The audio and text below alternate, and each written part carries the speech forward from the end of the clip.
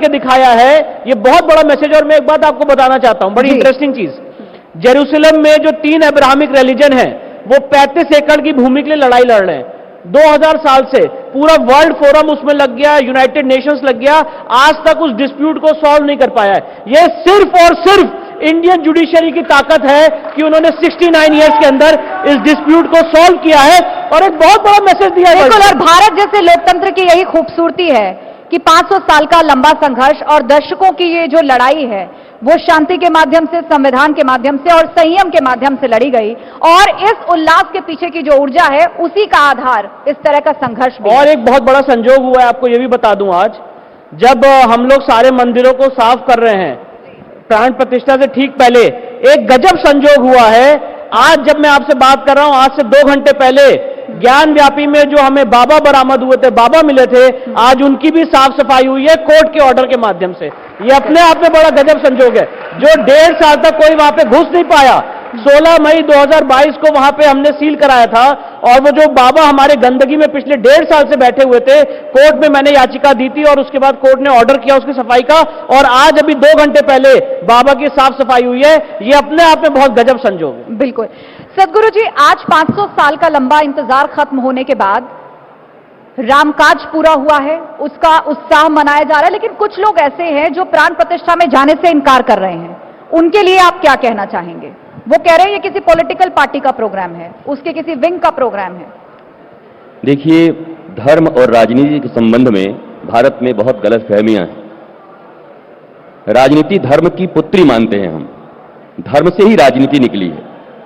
तो राजनीतिक व्यक्ति, जिन लोगों ने प्रभु श्री राम के लिए कंपल्सन रखा, जिन्होंने अपनी घोषणा पत्र कभी हटाई नहीं, सरकारें कुर्बान की, जो जीवन भर लड़ते रहे, जीवन भर राम राम करते रहे, आज अगर राम मंदिर उनके आंदोलन और बलिदान से बन गया है तो ये श्रेय किसको देना चाहिए? और ये मेरा एक ऐसा मानना है कि जो लोग निमंत्रण लेकर के आना नहीं चाहते उनको भी बहुत ज्यादा कोसा नहीं जाना चाहिए। आपके गली मोहल्ले में सत्यनारायण की पूजा होती है, आप पूरे मोहल्ले वालों को निमंत्रण बांटते हैं, अगर कोई नहीं आता है तो इसका मतलब ये नहीं कि वो सत्यनारायण भगवान का विरोधी हो सकता है आपसे उसका न बनता हो, आपसे नहीं बनता, वो नहीं आया, तो ये बहुत ज्यादा कुल लेने का विषय है। अमर्यादित टिप्पणी तो भगवान पर नहीं करता, जैसा आज के दौर में हम देख रहे हैं बहुत से विपक्षी दल ऐसे हैं, उनसे जुड़े जो नेता हैं वो सनातन धर्म, हिंदू देवी देवता, श्री राम, उनको लेकर लगातार अमर्यादित टिप्पणी कर रहे हैं। देखिए, मैं उत्तर दक्षिण पूर्व पश्चिम चारों तरफ जाकर पिछले 10 दिनों से लाखों लोगों के बीच लौट आए राम नाम का कार्यक्रम मैंने किया। तो चारों तरफ जाकर के मैंने वाल्मीकि रामायण के श्लोकों के माध्यम से लोगों से पूछा, जिन लोगों ने कहा कि भगवान राम मांसाहारी, भगवान राम ऐसे, सबसे प्रश्न पूछा। 10 दिन हो गए, अभी तक कोई सामने नहीं आया। उनको चैलेंज दिया गया था कि प्रमाणों के माध्यम से, रामचरितमानस नहीं और वाल्मीकि रामायण के माध्यम से आप ये साबित करो कि भगवान मांसाहारी हैं। कोई आया नहीं। ये ऐसे लोग हैं जो आरोप लगाते हैं, भाग जाते हैं। आज इतना दिव्य अवसर है जब पूरा भारत आनंद मना रहा है, तो कुछ लोग ऐसे हैं, हम लोग तो दीपक जलाएंगे 22 तारीख को, सारा भारत दीपक जलाएगा। कुछ लोग ऐसे हैं जो अपना दिल जला रहे हैं। मैं उनसे भी कहूंगा, दिल मत जलाओ, दीपक जलाओ, आनंद लो, प्रसन्न हो जाओ और भारत की एकता में अपना योगदान दो। बहुत सुंदर। विष्णु शंकर जैन जी, अब कहा जा रहा है कि अयोध्या के बाद अब काशी और मथुरा की बारी है। बतौर वकील हमारे माध्यम से आप दर्शकों को क्या बताना चाहेंगे? देखिए, मैं बहुत ही जिम्मेदारी से बात कहना चाहता हूं आपके चैनल के माध्यम से कि ज्ञान व्यापी में 92 डेज का आर्कियोलॉजिकल सर्वे का सर्वेक्षण हो चुका है, और 92 डेज के सर्वेक्षण में जो जो चीजें उभर के सामने आई हैं, आपको जान के हैरान हो जाएंगी कि जो चीजें निकल के आ रही थी, अंजुमन इंतजामिया कोर्ट पहुंचा और कोर्ट से कहा कि इस पे गैग ऑर्डर लगा दिया जाए और विष्णु शंकर जैन को रोक दिया जाए बताने से कि इस 92 डेज के सर्वे में क्या मिल रहा है। मैं तो नहीं बता सकता 92 डेज के सर्वे में क्या मिला है, पर मैं इतना कहना चाहता हूं कि आर्कियोलॉजिकल सर्वे ने अपनी रिपोर्ट कोर्ट में दाखिल कर दी है।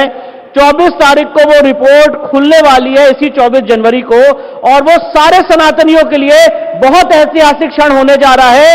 ज्ञान व्यापी के केस में हम लोग जीत की दहलीज पे खड़े हुए हैं, और जब आर्कियोलॉजिकल सर्वे ऑफ इंडिया की रिपोर्ट खुलेगी तो ज्ञान व्यापी का जो सच है ये सबके सामने साबित होगा। और जो हमारा केस था कि वहां पे मंदिर तोड़ के उसको पार्शियली मस्जिद का रूप देने की कोशिश की गई है, ये सारी बात एविडेंस के माध्यम से साबित होने जा रही है। सदगुरु जी, आपने कुछ समय पहले एक बयान दिया था, मैं चाहूंगी कि उसके बारे में आप सबको बताएं। आपने कहा था राम भक्तों के बारे में कि जो लोग श्री राम का विरोध करते हैं वो इस राष्ट्र के नहीं हैं। मैंने ऐसा बयान दिया मुझे याद नहीं है। मैंने ये कहा है कि जो राम का विरोध करते, मैंने कहा देखो पहले दल का विरोध शुरू किया उन्होंने। पक्ष और विपक्ष हर जगह होता है। भारत एक संवैधानिक राष्ट्र है, संविधान के तहत पंजीकृत सारे दल हैं, तो कोई भी दल पाकिस्तान का नहीं है, यहां पर चाइना का नहीं है, सब भारत के ही दल हैं। परंतु दलों का विरोध आपस में भारत के विकास को लेकर के, उत्तर प्रदेश के विकास को लेकर के होना चाहिए। परंतु यह दल विरोध धीरे धीरे भारत विरोध में आया और अब भारत विरोध धीरे धीरे राम विरोध में आया। एक बार जब केले के छिलके पर पांव पड़ता है तो मुझे लगता है मनुष्य की हड्डी जरूर टूटती है।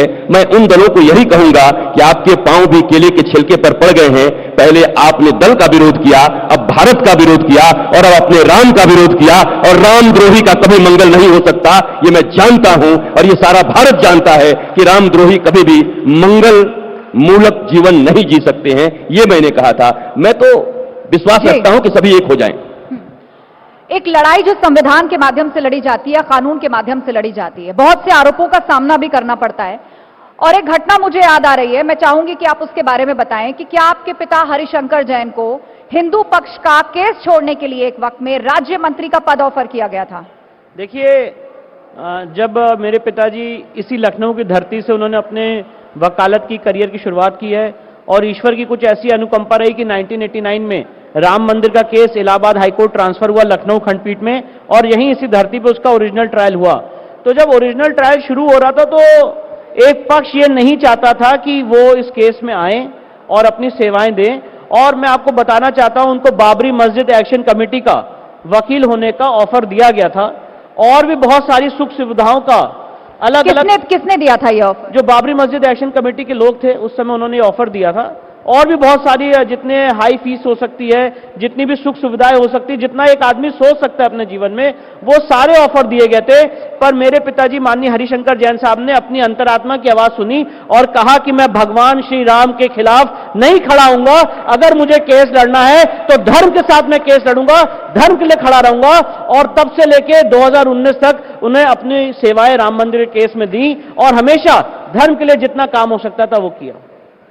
सदगुरु जी, रामचरितमानस को लेकर सवाल उठाए गए, इतना ही नहीं उसकी प्रतियां तक जला दी गई और समय समय पर उनसे जुड़े अभद्र बयान भी सामने आते रहे हैं। आप क्या कहना चाहेंगे ऐसे लोगों को? ये सभी लोग कुछ खास पार्टी से ताल्लुक रखते हैं और ऐसी पार्टियां कहती तो हैं कि हम राम का सम्मान करते हैं, लेकिन ऐसे लोगों पर कार्रवाई नहीं होती। देखिए, मैं एक ही बात कहूंगा कि दलगत प्रणाली से यहां चुनाव जरूर होते हैं, पर प्रत्येक भारतीय दल को दल से भी ज्यादा भारतीयों के दिल की बात करनी चाहिए। मुझे लगता है कि कभी कभी ये भारत के दिल के खिलाफ हो जाते हैं। जिन लोगों ने रामायण की प्रतियां जलाई, उनको ये लगता होगा कि रामायण की प्रतियां जलाने से उनको ज्यादा वोट मिलेंगे, क्योंकि राजनीतिक दल जो भी काम करते हैं वो वोट के हिसाब से करते हैं। वो रामायण का अगर पूजा करने से उनको बहुत वोट आज मिल जाए तो पूजा कर देंगे, अगर फाड़ने से उनको बहुत वोट मिल जाए तो फाड़ देंगे। ये इनका कोई भी मॉरल एथिक्स नहीं है। ये जीवन में सिर्फ वोट की राजनीति करते हैं, तुष्टीकरण की राजनीति करते हैं। 70 साल तक तुष्टीकरण की राजनीति करने के बाद उनका हालत क्या है, आज कहां बैठे हैं। पर एक ऐसा आया जो आकर के तुष्टीकरण की नहीं बल्कि भारत के 145 करोड़ लोगों के लिए संतुष्टीकरण की बात किया और आज वो भारत के सिंहासन पर बैठे हुए हैं। अब आपने तुष्टीकरण का जिक्र किया है तो सवाल उसी से जुड़ा हुआ, आपको क्या लग रहा है 2024 का जो आम चुनाव है वो सनातन वर्सेस सनातन विरोधी होने जा रहा है क्या? सनातन का अर्थ होता है शाश्वत, और शाश्वत राम है। राम के मंदिर बनने का यह सीधा सीधा अर्थ है। लोग कहते हैं अभी क्यों मंदिर बनाया? लोकतंत्र में प्रत्येक दल को अपनी बात लोकतंत्र के महाचुनाव में ही कहने का अधिकार मिलना चाहिए। चुनाव सामने है, लोगों को याद रहेगा कि कौन लोगों ने मंदिर बनाया, किन लोगों ने भारत की राष्ट्रीयता की बात की, किन लोगों ने सबकी बात की, किन लोगों ने संस्कृति की बात की और किन लोगों ने राम मंदिर का विरोध किया। ये तो बहुत अच्छा है कि चुनाव जल्दी होने जा रहा है, लोगों को याद रहेगा और याद रहते हुए बाकी 5 साल उन लोगों को याद रहेगा जिन लोगों ने ये याद नहीं रखा कि राम के मंदिर बनने के बाद आनंद मनाना चाहिए, विरोध नहीं करना चाहिए। उनको 5 साल याद रहेगा कि मैंने ऐसा किया तो क्यों किया, ये जरूर उनको याद रहेगा। अब क्योंकि राम जन्मभूमि के बाद काशी और बात अब कृष्ण जन्मभूमि की चल रही है। विष्णु शंकर जैन जी, मैं एक वाक्य आपके सामने रखती हूं। आगरा में जामा मस्जिद की सीढ़ियों के नीचे क्या कृष्ण जी की मूर्ति है? आपकी राय?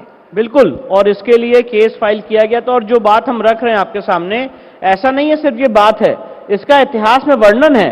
अगर आप मजलिस आलमगीरी पढ़ेंगी, जिसमें औरंगजेब का फरमान है पेज नंबर 95-96 में, तो वहां पे औरंगजेब ने फरमान यही दिया था कि जाओ जाके मथुरा की श्री कृष्ण जन्मभूमि तोड़ दो, और उसके फरमान के अनुपालन में वहां मंदिर तोड़ी गई और जितनी बड़ी और छोटी मूर्तियां हैं उसको आगरा की जामा मस्जिद, जयनारा मस्जिद की सीढ़ियों के नीचे दबा दिया गया। इसके लिए केस भी फाइल किया गया है और केस में आर्कियोलॉजिकल सर्वे की डिमांड की गई है। और जल्द आगे आने वाले समय में उस केस में जब एएसआई सर्वे होगा और जब खुदाई होगी तो वहां पे मूर्तियां निकल के सामने